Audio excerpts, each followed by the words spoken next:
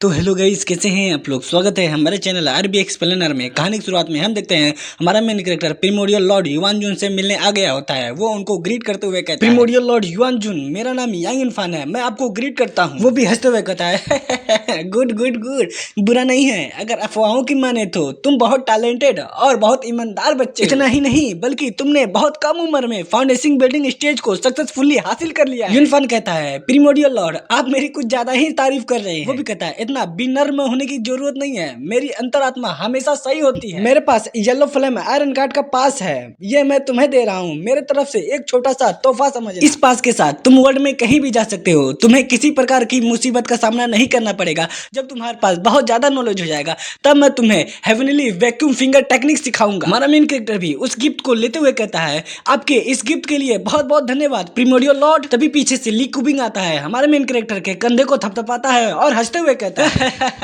यांग इनफान, तुमने जो मेरे पिता की जान बचाई थी, अभी तक मैंने तुम्हें ठीक से धन्यवाद नहीं कहा है। तो कैसा रहेगा कि आज मैं मील ट्रीट करता हूँ, तुम्हें आना ही पड़ेगा, मैं तुम्हें मना नहीं करने दूंगा। वो भी कहता है, ठीक है। आयरन गार्ड ली। अब सीन शिफ्ट होता है, हमें रॉयल रेसिडेंस का सीन दिखाया जाता है, जहाँ पर ली कुबिंग कहता है, यांग इनफान, ये रेस्टोरेंट एक समय पर रॉयल फैमिली का निवास हुआ करता था और यहाँ के सभी शेफ खाना बनाने में बहुत स्किल्ड हैं। यांग इनफान, तुम्हें भी कोई डिश ट्राई करनी चाहिए। वो भी कहता है, ओहो कितनी अच्छी खुशबू आ रही है, मैं बहुत बेताब हो रहा हूँ वो डिश को चखने के लिए। ली कुबिंग कहता है, ये तो बहुत अजीब है, आमतौर पर प्रेसिडेंट फू अपने गेस्ट का स्वागत करते हैं, लेकिन वो आज क्यों नहीं आए हैं हमारा वेलकम करने के लिए। तभी वहाँ पर एक मोटा बंदा आता है, वो कहता है, सॉरी सॉरी मिस्टर ली कुबिंग, मुझे पता नहीं था कि आप आने वाले थे। अगर मुझे पता होता तब मैं आपका मतलब पहले ही आपके पास आ जाता आपका स्वागत करने के लिए, मुझे बहुत खेद है। ली कुबिंग भड़क जाता है और वो गुस्से में चिल्लाते हुए कहता है, प्रेसिडेंट फू ये आप क्या कर रहे हैं, मैंने आपको पहले ही बताया था कि मेरे साथ एक स्पेशल गेस्ट आने वाला है। वो भी कहता है, मुझे माफ कर दीजिए मिस्टर ली, दरअसल हमारे रेस्टोरेंट में बहुत स्पेशल 2 गेस्ट आए हुए हैं। जब मैं स्पेशल कहता हूँ तो इसका मतलब वो लोग बहुत शानदार होते हैं, आमतौर पर ऐसे गेस्ट मिलते नहीं। मुझे लगता है मैं बहुत प्रभावित हो गया था,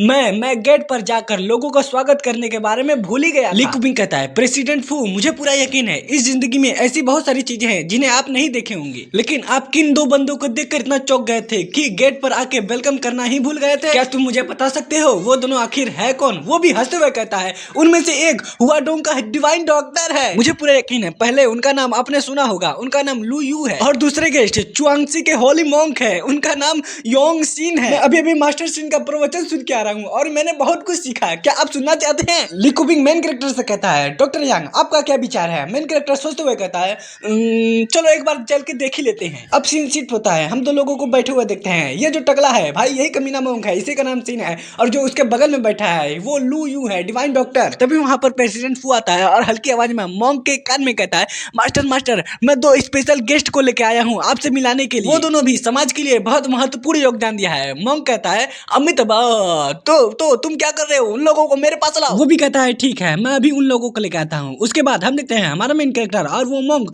दोनों आमने सामने होते हैं। हमारा मेन कैरेक्टर का फेस सीरियस होता है और मोंक हंसते हुए कहता है अमित हम लोग हमेशा कहते हैं बौद्ध धर्म ग्रंथ को समझना नामुमकिन है, अब मैं आपको अपवित्र कारण कार्य के बारे में बताता हूँ। प्रेसिडेंट फू कहता है, ठीक है आप लोग आराम से बैठकर बात करिए, मैं आपसे बाद में आकर मिलता हूँ। इतना कहने के बाद वो वहां से चला जाता है। वो मोंक अपनी पावर एक्टिवेट करता है और ज्ञान देने लगता है। वो कहता है, cup cup cup cup cup cup cup cup cup cup cup cup. वहीं पर अपना ली कुबिंग उसको बड़ी खतरनाक मतलब खतरनाक बहुत अजीब सी नजर में घूरे घूरे देख रहा होता है, घूर घूर के देख रहा होता है, और वो अपने मन में कहता है, ये तो बहुत अजीब है, एक मोंक जिसके पास गोल्डन बॉडी और हर्ट है, उसके पास फाउंडेशन बिल्डिंग स्टेज के कल्टीवेटर जितनी पावर है, हमें यानी येलो फ्लेम आयरन गार्ड को इसके बारे में रिपोर्ट क्यों नहीं मिली। वो मोंक हंसते हुए कहता है अमित कुछ दिन पहले मेरी मुलाकात एक पुराने दोस्त हुई थी जिसने मेरी जान बचपन में एक बार बचाई थी। फिर मैंने उसे एक बुद्धा की मूर्ति दे दी क्योंकि मैं पहले ही नजर में समझ गया था कि वो किसी ब्लडी इवेंट में शामिल होने वाला है। हालांकि उसके बाद उसका एक्सीडेंट हो गया, उसकी जान बाल बाल बच गई और इसे ही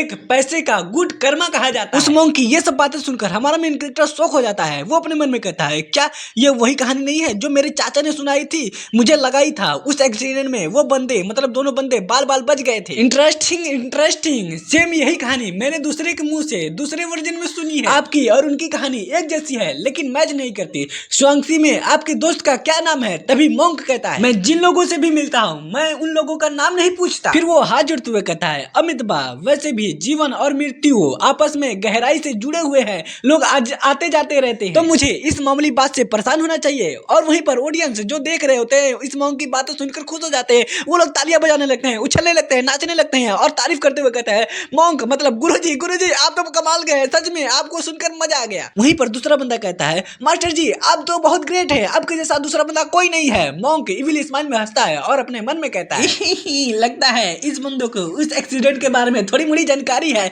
हमारा मेन कैरेक्टर कहता है ठीक है क्या तुम मुझे बता सकते हो तुम किसी चेन हेयांग नाम के बंदे को जानते हो? मॉन्क भी कहता है नहीं मुझे बिल्कुल भी नहीं पता, अब किसके बारे में बात कर रहे हैं? मुझे लगता है कोई मेरे नाम का इस्तेमाल करके मेरा प्रचार कर रहा है। हमारा मेन कैरेक्टर और ली कुपिंग अजीब सा शकल बना लेते हैं। वो दोनों मन में कहते हैं ये साला मॉन्क अपनी तारीफ करने में बहुत माहिर है। तभी वो मॉन्क खड़ा होता है और कहता है ठीक है आज के लिए बहुत बातचीत हो गई है, अब मैं आराम करने जा रहा हूँ, इसलिए आप सभी लोग यहाँ से जा सकते हैं। मेन कैरेक्टर गुस्सा हो जाता है, वो गुस्से में चिल्लाते हुए कहता है मास्टर आप यहाँ से नहीं जा सकते। वो मॉन्क बहुत गुस्सा में हो जाता है और पीछे मुड़कर चिल्लाते हुए कहता है मैंने कहा मुझे अकेला छोड़ दो, मुझे आराम करना है। इतना कहने के बाद अपना कोई इविल कर्स हमारे मेन कैरेक्टर के ऊपर कर देता है। हमारा मेन कैरेक्टर ये सब देखकर शॉक हो जाता है और अपने मन में कहता है ये तो एक कर्स टेक्निक है जो किसी को भी अपने वश में कर सकता है। भले ही ये इस टेक्निक का इस्तेमाल करके किसी को भी अपने वश में कर सकता है, लेकिन मेरे पर इसका कोई फायदा नहीं भाई, हमारे मेन कैरेक्टर को कुछ नहीं होता है। ये सब देखकर मॉन्क चौंक जाता है, घबरा जाता है। वो कहता है ये कैसे हो सकता है, ये तो बिल्कुल सही सलामत है, क्या मेरी डार्क टेक्निक इसके ऊपर काम नहीं की? ये तो असंभव है, नामुमकिन है, ऐसा नहीं हो सकता। मेन कैरेक्टर अपने मन में कहता है क्या ये टकला मॉन्क मुझे अपने वश में करना चाहता था? ये खाली सपने में ही मुझे वश में कर सकता है, अभी मैं इसको मजा चखाता हूँ, इसी की टेक्निक से इसे हमला करता हूँ। इतना कहने के बाद उसकी टेक्निक को वापस उसी की तरफ भेज देता है। वो टेक्निक सीधे जाकर मॉन्क को लगती है, उसके मुंह से खून निकलने लगता है। अरे भैया चोट लग गया, मुंह से खून निकल गया। अरे ऐसा कैसे हो सकता है, मेरा शराब मुझे पर उल्टा आकर लग गया। ये बच्चा आखिरकार है कौन, इसके पास विल पावर इतनी शक्तिशाली कैसे है? हमारा मेन कैरेक्टर उस मॉन्क के पास आता है और हंसते हुए कहता है, इविल स्माइल में हंसते हुए कहता है मास्टर जी आपने अभी नहीं कहा था कि आपने ये बुद्धा की मूर्ति अपने पुराने दोस्त को दे दिया है? तो ये आपके पास क्या कर रही है? क्या ऐसा हो सकता है कि आप बुद्धा की मूर्ति को स्पेशल पावर की वजह से इसका प्रोडक्शन बड़े पैमाने में किया जा रहा है, आप इसे लोगों को बेचना चाहते हैं ना? हमारे मेन कैरेक्टर की ये सब बातें सुनकर सभी पब्लिक भड़क जाती है। वो चिल्लाते हुए कहती है क्या ये टकला मॉन्क साला धोखेबाज है? दूसरा बंदा कहता है ये तो इविल मॉन्क है, साले ने गद्दारी की है, इसे सजा मिलनी चाहिए। तभी ली कुपिंग अपना टोकन निकाल के दिखाता है और गुस्से में चिल्लाते हुए कहता है साले टकले मॉन्क बुद्धा सब कुछ देखते हैं, एक कल्टीवेटर होने के नाते तूने फाउंडेशन बिल्डिंग स्टेज को पार कर लिया है। जब तू जिंग विंग पहुंच गया था तब तूने एलो फ्रेम आयरन गार्ड को रिपोर्ट क्यों नहीं किया? और तेरा यहाँ पर मतलब जिंग विंग में आने का क्या उद्देश्य है, क्या मकसद है, बता मुझे। मॉन्क घबराते हुए कहता है मिस्टर येलो फ्लेम गार्ड मैं जिनगुआन टेम्पल का मेंबर हूँ, अपने प्रेट्रियाज के आदेश के अनुसार मैं प्रिमोडियल लॉर्ड युआनजुन से मिलने आया हूँ। ये सब सुसान माउंटेन टाउन में स्थित डीमन टावर के बारे में है, प्लीज मुझे एक बार समझाने का मौका दीजिए। ली कुमी कहता है अच्छा सुसान माउंटेन टाउन में डीमन टावर स्थित है, हमने पहले ही अपने एक टीम को उस डीमन टावर के आसपास तैनात कर दिया है। जिनगुआन टेम्पल का है, इससे कोई लेना देना नहीं है। प्रिमोडियल लॉर्ड ऐसे लोगों से सख्त नफरत करते हैं जो इधर उधर घूम को लोगों को धोखा देते हैं, तुम्हें मेरे साथ आना पड़ेगा। मॉन्क भी कहता है तो फिर इस बंदे का क्या, ये भी तो फाउंडेशन बिल्डिंग स्टेज पर पहुंच चुका है, इसे अभी तक हिरासत में क्यों नहीं लिया गया है? ये तो नाइंसाफी है। सभी आयरन गार्ड वाले सिर्फ बुद्धा के पीछे पड़े हुए, मेरे जैसे एक छोटे से मामूली मॉन्क को भी नहीं छोड़ रहे हो, तो इसका क्या होगा? इसको क्यों हिरासत में नहीं लिया अभी तक? ली कुपिंग हंसते हुए ठंडी आवाज में कहता है टकले मॉन्क लगता है तू हार नहीं मानेगा, जब तक तेरी सारी उम्मीद खत्म नहीं हो जाती तब तक तू हार नहीं मानेगा। ठीक है, तेरे बगल में जो बंदा है उसका नाम यांग गुनफान है, इसे खुद प्रिमोडियल लॉर्ड ने अपने डिसाइपल के रूप में चुना है। ये सब सुनकर उस बुड्ढे की हालत खराब हो जाती है, हक्का बक्का हो जाता है, उसके माथे से पसीना चुने लगता है। वो कहता है क्या क्या क्या? वो मॉन्क सीधा साधा बनते हुए कहता है मुझे माफ कर दीजिए जियांग के डिवाइन डॉक्टर यांग, मैं आपको श्रद्धांजलि अर्पित करना चाहता हूँ, ये सब मेरी गलती है, मैं आपको पहचान नहीं पाया, प्लीज मेरे माफी को एक्सेप्ट कर लीजिए। हमारा मेन कैरेक्टर चिढ़ जाता है और मन ही मन में कहता है क्या ये बुढ़ा सच में बेशरम है, बहुत पागल है साला, यही मेरे सामने खड़े खड़े मेरे श्रद्धांजलि के बारे में बात कर रहा है, क्या ये मुझे मारना चाहता है? ली कुपिंग गुस्से में कहता है टकले मॉन्क यांग गुनफान को परेशान करना बंद करो, मेरे साथ चलो, अब से हम दोनों लंबा समय गुजारने वाले हैं एक साथ, तुम्हें जो कुछ भी बताना है मुझे बताओ। फिर वो हमारे मेन कैरेक्टर के कंधे पे हाथ रखता है और उदास होते हुए कहता है यांग गुनफान मुझे माफ कर देना, हमारा तुम्हारा समय बस यहीं तक था, मुझे जाना पड़ेगा इसे लेकर, मुझे इस मामले की जांच करनी है, इसलिए मैं तुम्हारे साथ और नहीं रह सकता। मेन कैरेक्टर हंसते हुए कहता है कोई बात नहीं है, सबसे पहले जो तुम्हारा काम है उसे करो, हम कभी न कभी तो मिलेंगे। तभी वहाँ पर प्रेसिडेंट फू आता है, वो कहता है आप चिंता मत कीजिए मिस्टर ली कुपिंग, मैं डॉक्टर यांग को इंटरटेन करने के लिए खुद मदद करूंगा। मेरे रेस्टोरेंट में इतने सारे रेयर मास्टर को होना किसी अपॉर्चुनिटी से कम नहीं है। लोग कहते हैं शराब पीने से गरीबी आती है, इसलिए आज की दावत मेरी तरफ से है। कुबिंग कहता है ठीक है, आपकी इस मदद के लिए धन्यवाद। इतना कहने के बाद वो टकले मोंग को वहां से लेकर चला जाता है। अब सीन सीट होता है, हमें एक टेबल का सीन दिखाया जाता है जहां पर सभी लोग बैठे होते हैं। प्रेसिडेंट फू कहता है आज यहाँ पर जितने भी गेस्ट उपस्थित हैं मैं उन सभी को धन्यवाद करता हूँ। आप सभी से मिलकर मुझे बहुत अच्छा लगा। चलो एक साथ चेयर्स करते हैं। वो सभी लोग अपना अपना गिलास उठा लेते हैं और आपस में चेयर्स करने लगते हैं। हम देखते हैं हमारा मेन कैरेक्टर अपना गिलास लेके डॉक्टर लू के पास आता है और वो हंसते हुए कहता है मिस्टर लू, मैंने आपके अमेजिंग मेडिकल स्किल के बारे में सुना है। चलो एक साथ चेयर्स करते हैं, लेकिन मैं शराब के जगह पे दारू पीऊंगा, सॉरी चाय पीऊंगा। बुड्ढा कहता है ब्रदर यांग, मैंने भी आपके बारे में बहुत सुना है। आप तो बहुत विनम्र हो, आप ट्रेडिशनल चाइनीज मेडिसिन का आने वाला भविष्य। बहुत अफसोस की बात है इस साल की भविष्यवाणी अभी तक पूरी नहीं हुई है। शायद आपको अगले साल लू जियांग के लू परिवार में आना चाहिए। इतना कहने के बाद बुड्ढा अपना शराब का गिलास उठाता है चेयर्स करने के लिए। फिर वो दोनों एक साथ चेयर्स करते हैं, पी जाते हैं, गोप गोप गोप गोप। तभी एक बंदा बोलता है मिस्टर जिया, आप तो डॉक्टर लू के सबसे फेवरेट डिसाइपल हैं। मैं अक्सर लोगों को आपके मेडिकल स्किल के बारे में बात करते हुए सुनता हूँ। दरअसल मुझे एक छोटी सी प्रॉब्लम आ गई है और मैं ये जानना चाहता हूँ क्या इसे हल करने में आप मेरी मदद कर सकते हैं।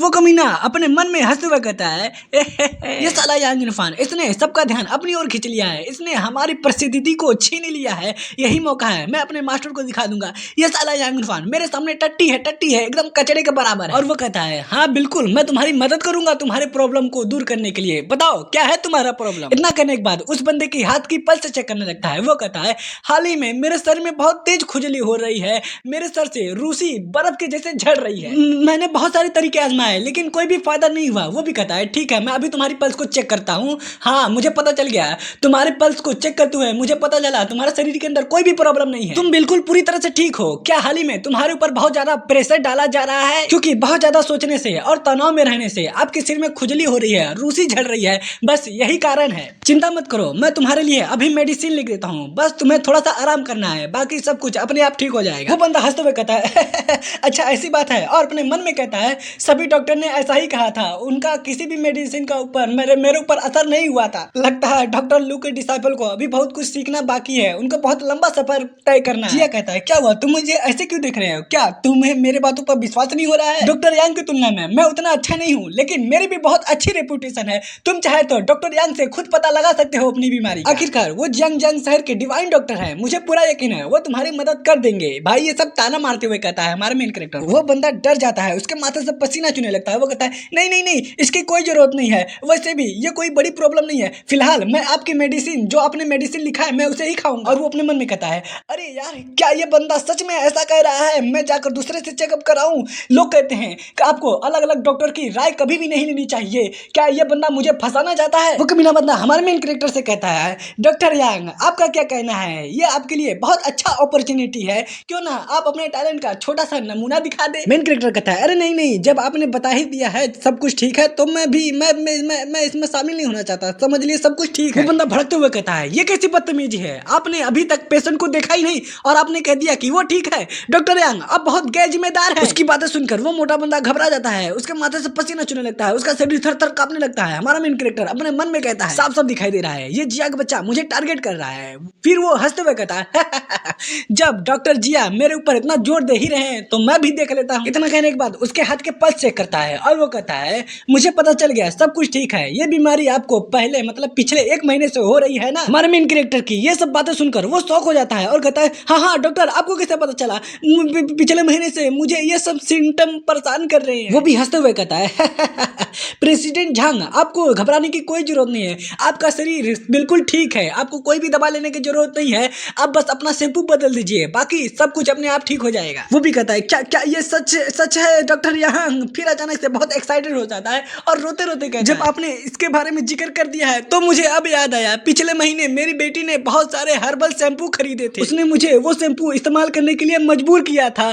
तो क्या सिर्फ शैम्पू बदलने से मेरी बीमारी ठीक हो जाएगी, मैं पूरी तरह से ठीक हो जाऊंगा। वहाँ पर सभी लोग ये सब सुनकर चौंक हो जाते हैं। वो लोग कहते हैं क्या यहाँ पर मजाक हो रहा है, क्या सिर्फ शैम्पू बदलने से वो ठीक हो जाएगा, उसे कोई मेडिसिन भी लेने की जरूरत नहीं है। तभी वहाँ पर कुछ लोग मौजूद आपस में फुसफुसाने लगते हैं। एक बंदा दूसरे बंदे के कान में हल्की आवाज में कहता है सुन डॉक्टर यांग तो बहुत अच्छे हैं, ना कि ऐसे आंडू पांडू हकीम के जैसे जो हमेशा सबको दवा लिख कर दे देते। दूसरा बंदा कहता है हाँ तुमने तुमने बिल्कुल सही कहा। डॉक्टर यांग तो सच में बहुत कमाल का है। उन्होंने सिर्फ पल्स देखकर बता दिया कि गलत शैम्पू लगाने से बाल झड़ रहे थे। ये तो सच में बहुत आश्चर्यजनक है। उन सभी की बातें सुनकर वो बंदा चिढ़ जाता है और अपने मास्टर से माफी मांगते हुए कहता है, मास्टर मुझे माफ कर दीजिए, मैंने आपको निराश कर दिया। उसका मास्टर कहता है, हर इंसान परफेक्ट नहीं होता, तुम्हें अपने आप पर ज्यादा जोर देने की जरूरत नहीं है। वो हमारे मेन कैरेक्टर से माफी मांगते हुए कहता है, डॉक्टर यांग आपकी मेडिकल स्किल सच में मुझसे बहुत बेहतर है, मुझे आपसे जलना नहीं चाहिए था, अब मुझे अपने ऊपर बहुत शर्म आ रही है। हमारा मेन कैरेक्टर मुस्कुराते हुए कहता है, डॉक्टर जिया अब आपको अपने ऊपर ज्यादा जोर नहीं देना चाहिए, हम जैसे डॉक्टरों का दिल हमेशा साफ होना चाहिए, आगे से इस बात का ध्यान रखना। आओ लूनर न्यू ईयर आ गया है, चलो एक साथ जश्न मनाते हैं। वो लोग भी कहते हैं हाँ, एक साथ चीयर्स करते हैं और एक साथ चिल्लाते हुए कहते हैं, हैप्पी न्यू ईयर, आपको नए साल की शुभकामनाएं। अब सीन शिफ्ट होता है, हमें जियांग जांग नंबर 1 हॉस्पिटल का सीन दिखाया जाता है। उसी हॉस्पिटल के अंदर हमारा मेन कैरेक्टर बैठे होता है। वो अंगड़ाई लेते हुए कहता है, आखिरकार मैं वापस आ ही गया। जियांगमेंग में रहते हुए लोगों का इलाज करना बहुत मुश्किल था, हर वक्त मुझे इधर उधर दौड़ना पड़ता था। अब मैं हॉस्पिटल में आ गया हूँ, अब मुझे कहीं नहीं जाना पड़ेगा, लोग मेरे पास आएंगे इलाज करवाने के लिए। यहाँ सबसे अच्छा है, ये सबसे बेहतर जगह है। आज बहुत शांति है, चलो आज का काम यही खत्म करते हैं और घर पर चलते हैं। मजा आ गया। तभी अचानक से वहां पर एक बंदा आता है। वो कहता है, यांग इनफान तुम यहाँ पर क्या कर रहे हो, तुम अभी तक घर नहीं गए क्या? तुम्हें पता चला एक नई अजीब सी बीमारी फैल रही है। मेन कैरेक्टर अपना जैकेट पहनते हुए कहता है, एडवर्ड तुम किस बारे में बात कर रहे हो, कौन सी नई बीमारी आई है? वो भी कहता है, हाल ही में हॉस्पिटल में एक नया केस आया है, ये लो रिपोर्ट देख लो। पहले तो हम सभी ने सोचा कि ये सिर्फ निमोनिया का एक और पेशेंट है, लेकिन लगता है हमने जो सोचा था वो सब गलत है। मरीज की जान बचाने के लिए हमें उसे भारी मात्रा में ब्लड चढ़ाना पड़ता है। पेशेंट के शरीर के अंदर रेड ब्लड सेल्स कम होती जा रही है, लगातार कम होती जा रही है, मानो कि उसके शरीर के अंदर ब्लैक होल आ गया। जब मैंने उसके शरीर के अंदर झांका तो मैंने उसके अंदर एक अजीब सा वायरस पाया जिसका नाम बरोना है। ऐसे आपको समझ नहीं आएगा, चलो चलकर पेशेंट को देखते हैं, तब आपको समझ आ जाएगा कि मैं कहना क्या चाहता हूँ। मेन कैरेक्टर चौंकते हुए कहता है, क्या इस तरह का वायरस कभी भी मौजूद नहीं हो सकता? वो भी कहता है, ये सब सच है, मुझ पर विश्वास करो, मुझे भी पहले यकीन नहीं हो रहा था, लेकिन ये सब सच है। इसके अलावा उस वायरस से इफेक्टेड हर बंदा माइंडलेस डीमन में बदल जाता है। वो लोग बहुत अग्रेसिव हो जाते हैं और अपने सामने आने वाले हर बंदे के ऊपर हमला कर देते हैं, बिल्कुल फिल्म के ज़ॉम्बी जैसे। हमारा मेन कैरेक्टर कहता है, ये तो बहुत प्रॉब्लम है, मतलब बहुत सीरियस प्रॉब्लम है। तो गाइस इस एपिसोड का एंड हम यही करते हैं। उम्मीद है आपको ये वीडियो अच्छी लगी होगी। वीडियो को लाइक करो, कमेंट करो, शेयर करो और मैं आप सभी को बता देता हूँ, इसका जो नेक्स्ट पार्ट आएगा, मतलब अगला एपिसोड आएगा, वो बहुत मजेदार होने वाला है। इसलिए जुड़े रहिए हमारे चैनल के साथ। तब तक के लिए सायोनारा, मिलेंगे दोबारा।